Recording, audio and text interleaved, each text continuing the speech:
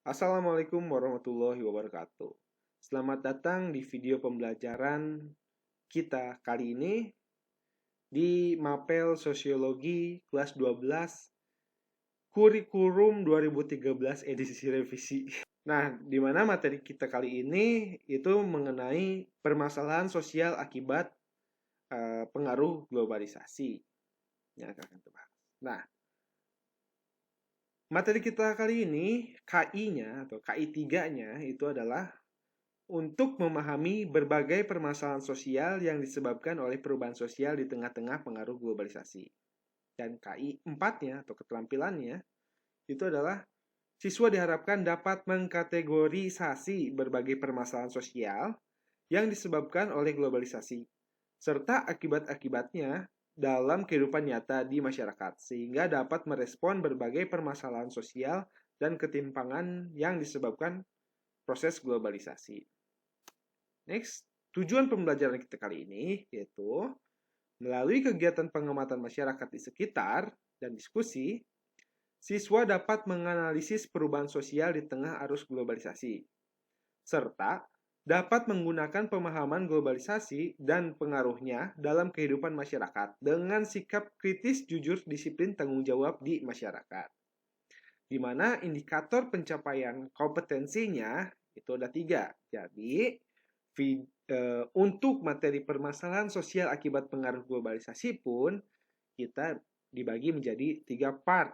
Jadi untuk part kali ini akan membahas tuntas mengenai IPK yang pertama, yaitu menganalisis proses terjadinya globalisasi dalam masyarakat. Nah, untuk video selanjutnya kita akan membahas indikator pencapaian kompetensinya adalah menganalisis dan mengkategori berbagai dampak dan permasalahan sosial yang muncul akibat globalisasi. Dan video terakhir nanti itu adalah untuk mengidentifikasi sikap kritis dalam menghadapi tantangan globalisasi. Nah, oke, kita lanjut. Jadi, apa sih itu globalisasi? Apa itu globalisasi? Globalisasi itu berasal dari kata globe dan isasi. Jadi globe itu merupakan replika bumi yang tampak dari luar angkasa. Ya, seperti gambar ini, globe, globe, gitu kan. Isasi itu biasanya menyatakan sebuah proses. Jadi, apakah globalisasi itu artinya proses mereplika bumi? Oke, kita kutip kata-katanya John Weisman. John Weisman mengatakan bahwa globalisasi adalah kata yang paling rumit yang ada di akhir abad 20 karena kata ini memiliki beragam arti yang dapat dipakai dengan berbagai cara. Nah, untuk lebih memahaminya, yuk kita lihat dulu slide selanjutnya. Nah, ini saya memberikan gambaran dari globalisasi ini itu sendiri atau contoh globalisasi. Nah, ini yang pertama. Kalian tahu ini apa? Ya, ini adalah McDonald, McD. Walaupun di kota ini nggak ada McD ya. Siapa sih yang punya McD gitu? Terus kenapa kok bisa McD ini ada di Indonesia? Ya kan? Atau ini Pizza Hut. Pizza Hut tuh makanan khas mana? Itali. Siapa yang punya? Tapi kok kenapa franchise ini ada di Indonesia? Next. Itu untuk dari makanan. Lanjutnya. Ada yang tahu ini Amazon apa? Ya. Amazon ini ya kurang lebih kayak Shopee lah. Cuman kalau Amazon dia pangsa pasarnya global gitu. Seluruh dunia gitu bisa memesan. Kalau Shopee kan mungkin cuma di Asia Tenggara. Mungkin ya, saya kurang tahu juga.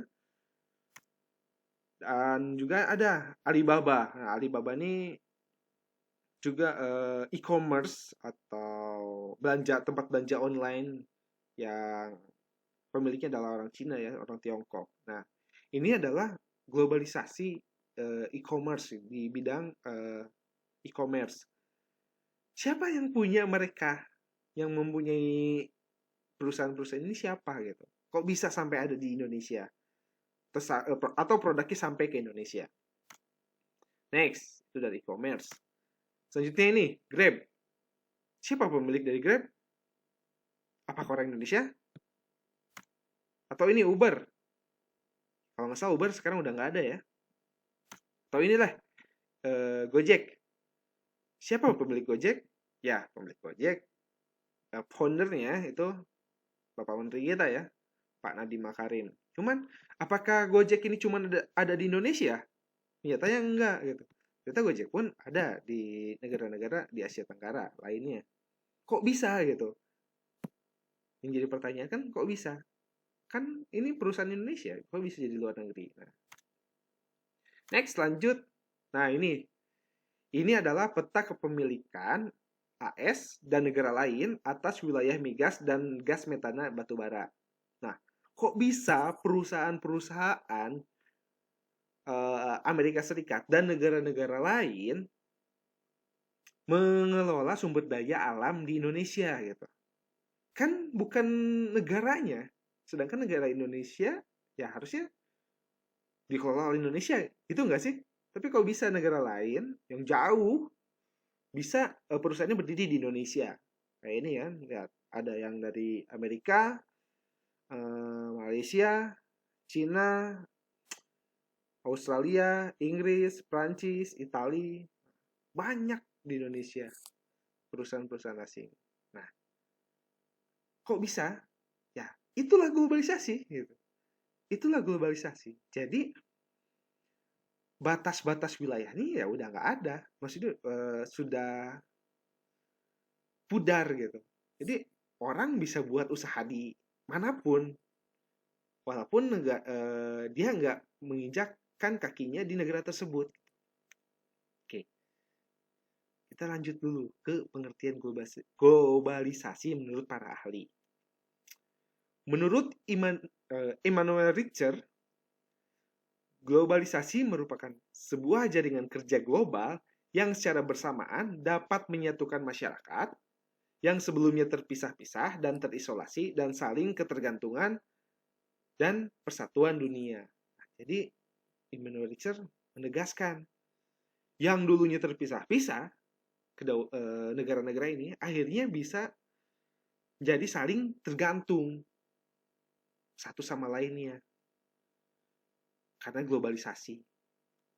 Yang kedua, itu adalah menurut Anthony Giddens. Anthony Giddens mengatakan bahwa globalisasi adalah intensifikasi hubungan sosial secara mendunia sehingga menghubungkan antara peristiwa di satu lokasi dengan lokasi lainnya serta menyebabkan terjadinya perubahan pada keduanya. Jadi apabila sebuah negara ini saling terhubung secara sosial dengan intens gitu kan, maka peristiwa di negara satu, perubahan sosial di negara satu ini bisa merubah juga, mengikuti juga perubahannya di negara yang satunya walaupun itu beda jaraknya. Artinya saling keterkaitan walaupun dia berbeda belahan dunia gitu kan. Ini globalisasi juga. Next, lanjut. Selanjutnya adalah menurut Martin Albrow. Menurut Martin Albrow, globalisasi merupakan seluruh proses di mana penduduk dunia akan saling terhubung dalam sebuah komunitas global dan dunia tunggal. Nah, ini sudah mulai merujuk pada adanya organisasi-organisasi multinasional. Kan kita bisa saling terhubung dunia ini melalui PBB, melalui WHO, melalui UNESCO dan perusahaan-perusahaan lainnya gitu kan, melalui APEC juga kan dan sebagainya. Dan terakhir itu adalah menurut Celo Sumarjan. Menurut Celo Sumarjan, globalisasi merupakan proses terbentuknya suatu sistem organisasi dan komunikasi antar masyarakat yang berada di dunia yang mempunyai tujuan untuk mengikuti sistem dan kaidah-kaidah tertentu yang sama. Nah, jadi globalisasi pada akhirnya itu akan mengarahkan seluruh dunia itu atau seluruh sistem di dunia ini mengikuti kaidah-kaidah tertentu yang sama. Sel Sumarjan. So, dari berbagai pengertian tersebut, kita mulai ada gambaran untuk menyimpulkan apa itu dari globalisasi.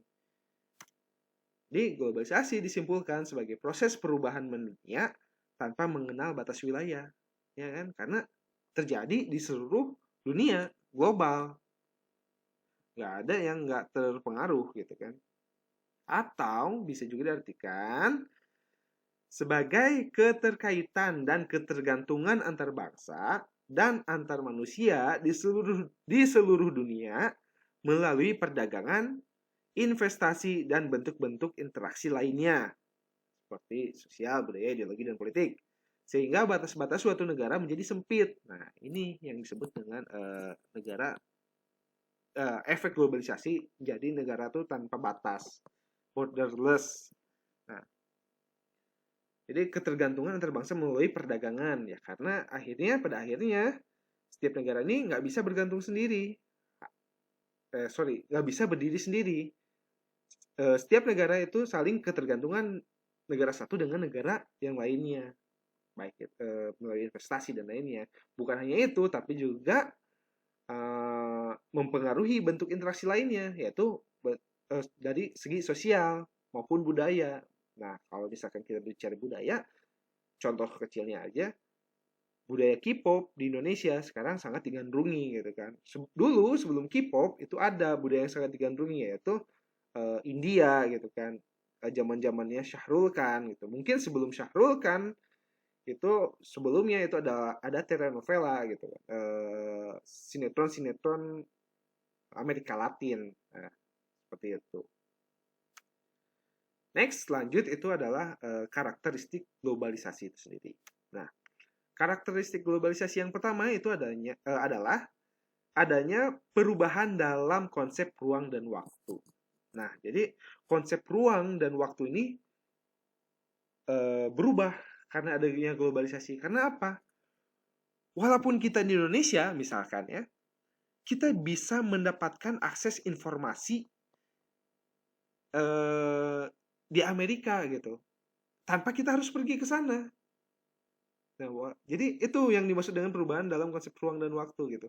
Jadi kita nggak usah pergi ke Amerika untuk mengetahui apa yang terjadi di Amerika. Begitu pula sebaliknya, orang Amerika nggak harus ke Indonesia untuk mengetahui apa itu pencaksilat, gitu, apa itu gamelan, apa itu Riau Ponorogo dan lain sebagainya.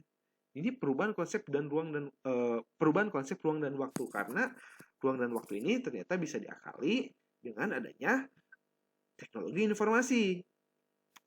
Yang kedua, pasar dan produksi ekonomi di negara-negara berbeda saling bergantung, saling ketergantungan. Ya karena itu, nggak ada satupun negara yang bisa berdiri sendiri pada akhirnya gara-gara globalisasi ini.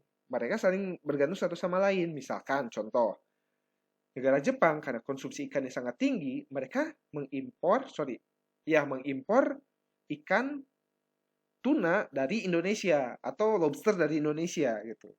Jadi Indonesia mengekspor lobster atau tuna ke Jepang. Artinya Jepang nggak bisa berdiri sendiri di bidang itu. Nah, namun sebaliknya Indonesia pun sangat bergantung sama Jepang, yaitu dengan berbagai teknologinya gitu kan. Sekarang motor aja banyak motor Jepang, mobil banyak mobil Jepang, alat elektronik Jepang banyak. Nah, maka itu yang disebut dengan pasar dan produksi ekonomi di negara berbeda ini saling bergantung. Salah satu contoh kecilnya. Next, yang ketiga adalah peningkatan interaksi kultural melalui media massa atau media sosial. Ya, tadi contohnya saya sudah sebutkan. Misalkan yaitu budaya K-pop atau dorama. Ya, drama Korea, drakor.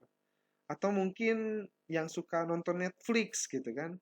Nah, ini adalah salah satu bentuk dari interaksi kultural. Karena dengan kita menonton Netflix, dengan kita menonton drama Korea gitu, dengan kita menonton sinetron India gitu, maka secara tidak sadar atau secara tidak langsung kita ini mengetahui budaya-budaya dari negara-negara tersebut di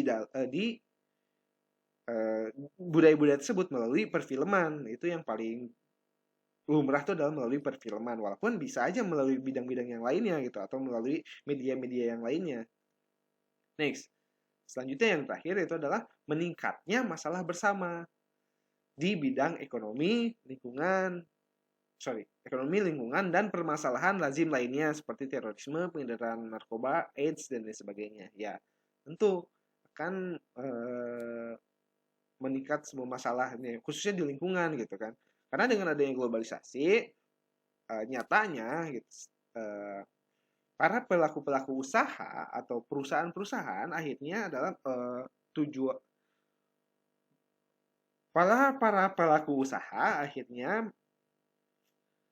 berfokus pada memenuhi kebutuhan ekspor gitu kan. Kalau di Indonesia gitu kan, berfokus pada pemenuhan ekspor sehingga dapat menyebabkan kerusakan lingkungan, ya misalkan gitu kan, karena permintaan minyak sawit sangat tinggi, akhirnya apa, hutan dibabat untuk memenuhi pasar minyak sawit ke luar negeri gitu kan, atau untuk ke luar negeri. Nah, akhirnya kerusakan lingkungan terjadi dan permasalahan lazim lainnya seperti terorisme, ya melalui globalisasi khususnya di bidang teknologi informasi, ya banyak paham-paham atau ideologi-ideologi yang masuk ke Indonesia. Ya salah satunya ideologi-ideologi terorisme gitu kan, atau kapitalisme, liberalisme, dan lain sebagainya, yang ideologi-ideologi tersebut tidak cocok karena Indonesia sendiri menggunakan ideologi Pancasila. Terus pengedaran narkoba, terus semakin mudahnya orang berpindah-pindah dari satu negara ke negara lain, akhirnya narkoba bisa masuk. Begitu juga dengan penyakit AIDS dan lain sebagainya. Next. Selanjutnya itu adalah faktor pendorong dari globalisasi. Nah, faktor pendorong dari globalisasi ini saling berkaitan tentunya. Yang pertama itu adalah kemajuan dalam bidang pengetahuan dan teknologi. Semakin maju pengetahuan dan teknologi, maka semakin cepat proses globalisasi gitu kan. Nah, salah satu yang paling berpengaruh, impact-nya sangat besar itu adalah kemajuan teknologi informasi, yaitu HP. Karena HP ini bisa dipegang oleh semua orang. Jadi semua orang dapat mengakses informasi di dalam handphone gitu kan. Dan banyak kegiatan yang bisa dilakukan di dalam handphone. Nah, begitu juga dulu tuh teknologi transportasi itu kan menggunakan kereta kuda, dan sekarang bisa menggunakan pesawat. Nah, karena canggihnya teknologi moda transportasi ini, akhirnya apa, membuat masyarakat atau membuat individu masyarakat di dunia mudah untuk berpergian dari satu tempat ke tempat lainnya. Nah, ini adalah berkaitan dengan kemudahan bermigrasi, kemudahan masyarakat untuk berpindah-pindah tempat. Nah, akhirnya ini mendorong terjadi globalisasi gitu. Jadi jangan heran kalau misalkan di kota ini ada bule yang tinggal di Indonesia gitu kan, atau di kota ini gitu. Begitu juga sebaliknya, ada orang Indonesia yang tinggal di Amerika atau di luar negeri gitu. Karena itu kemajuan dalam bidang pengetahuan teknologi dan kemudian orang untuk bermigrasi dan izin dan sebagainya. Yang selanjutnya adalah semakin terbukanya sistem perekonomian.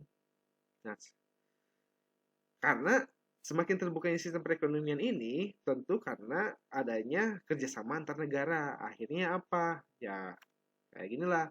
Netflix bisa masuk ke Indonesia, Spotify bisa masuk ke Indonesia, Amazon bisa masuk barang-barangnya ke Indonesia. Dan bukan hanya ini aja gitu.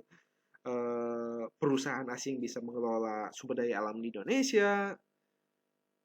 Indonesia bisa mengelola sumber daya alam di negara asing, ya bisa nggak sih, ya nggak tahu lah kalau itu ya, tapi yang pasti negara asing mengelola sumber daya alam di Indonesia itu bukan bukan rahasia lagi, tapi memang nyatanya seperti itu kan, seperti itu.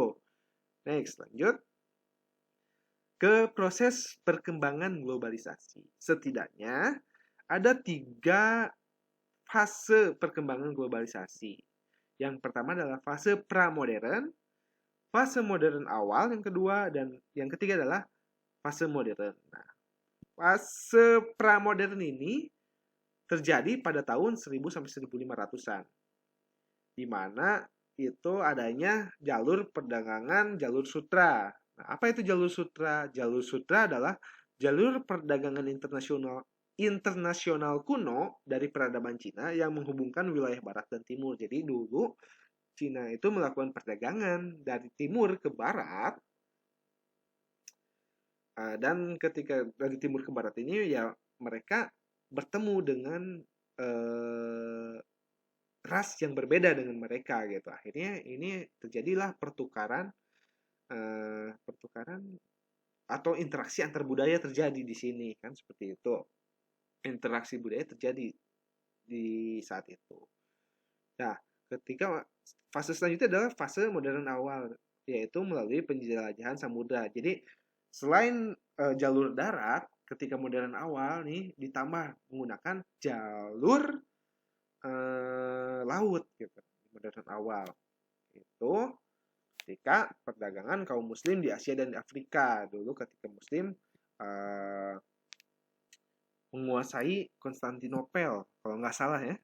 Jadi sehingga memiliki kekuatan untuk melakukan perdagangan atau penjelajahan ke Asia, ke Afrika, gitu kan. Perdagangan ke Asia dan Afrika tentunya dengan penyebaran agama juga di situ. Dan selanjutnya itu adalah yang kedua, eksplorasi besar-besaran bangsa Eropa, yaitu Spanyol, Portugis, Inggris, dan Belanda. Yaitu ketika mereka mencari rempah-rempah untuk diperjualbelikan di Eropa sana. Nah, tapi eksplorasi besar-besaran ini ya terkenal dengan 3G-nya, Gold, Gospel, dan Glory. Jadi ada juga misi-misi untuk menyebarkan kepercayaan mereka, kan seperti itu. Nah, lanjut ke era modern. Nah, di era modern ini ditambah lagi jalurnya, bukan hanya melalui darat dan laut, tapi melalui udara dan teknologi informasi. Nah, melalui perkembangan teknologi dan budaya. Nah, jadi teknologi informasi yang membuka batas negara, di mana di masa ini, di masa modern ini, globalisasi bukan lagi berbicara soal ekonomi saja, namun juga berkaitan dengan sosial, politik, dan budaya. Jadi yang pra-modern sama modern awal, tujuan utamanya adalah perdagangan gitu. Nah, ya kan, bahkan 3G pun yang pertamanya adalah gold gitu, emas, kekayaan gitu. Nah, tapi di era modern ini tidak hanya berbicara tentang perekonomian saja, namun juga berkaitan dengan sosial, politik, dan budaya gitu. Jadi nggak sesempit ketika pra-modern atau modern awal. Next, lanjut. Lalu, bagaimana reaksi masyarakat terhadap globalisasi? Nah, ada dua setidaknya reaksi masyarakat terhadap globalisasi. Yang pertama itu adalah masyarakat yang pro-globalisasi. Artinya, masyarakat yang mensupport atau mendukung globalisasi. Kenapa mereka mendukung globalisasi? Karena kelompok ini meyakini globalisasi dapat mendorong peningkatan kesejahteraan dan kemakmuran perekonomian dunia. Next, teori ini mengatakan bahwa suatu negara bergantung pada negara lain dan saling menguntungkan melalui pertukaran sesuai dengan barang ekspor yang dimilikinya. Jadi beranggapan bahwa negara ini membutuhkan nggak semua negara ini bisa memenuhi kebutuhan hidup negaranya secara utuh. Makanya bergantung pada negara lain yang setidaknya di negara tersebut nggak punya. Misalkan Indonesia nggak punya teknologi kendaraan, makanya membutuhkan Jepang untuk mengisi itu. Begitu juga Jepang kekurangan sumber daya, Jepang kekurangan makanan, tuna dan lobster, maka kita mengekspor makanan ke sana. Jadi inilah yang dimaksud dengan memakmurkan perekonomian dunia gitu kan. Nah, kelompok yang kedua adalah kelompok yang anti globalisasi. Kenapa? Artinya adalah kelompok-kelompok yang nggak setuju dengan adanya globalisasi. Nah, kenapa mereka nggak setuju? Karena mereka menganggap bahwa perdagangan bebas hanya akan menimbulkan permasalahan sosial. Jadi, globalisasi hanya akan mengubah pola pikir masyarakat yang berorientasi pada modal. Masyarakat akan terus mengeksploitasi alam dan menjadikannya sebagai objek untuk dieksploitasi. Nah, seperti yang saya tadi kasih contoh, pada akhirnya gara-gara globalisasi, kata masyarakat anti globalisasi, perusahaan-perusahaan itu hanya akan berusaha untuk memenuhi kuota ekspor mereka.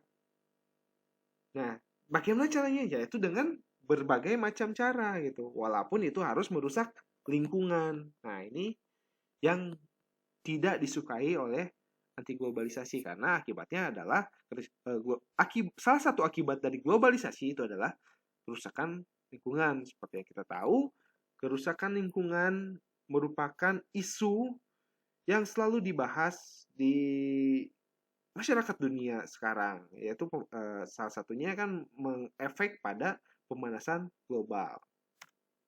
Nah, sampai di sini ada yang mau ditanyakan? Kalau ada, silakan tanyakan di classroom untuk murid saya. Kalau bukan murid saya, bisa di kolom komentar. Dan semoga penjelasan saya tidak memuaskan rasa keingintahuan kalian, sehingga kalian bisa baca-baca lagi di referensi yang lainnya. Oke, sampai jumpa.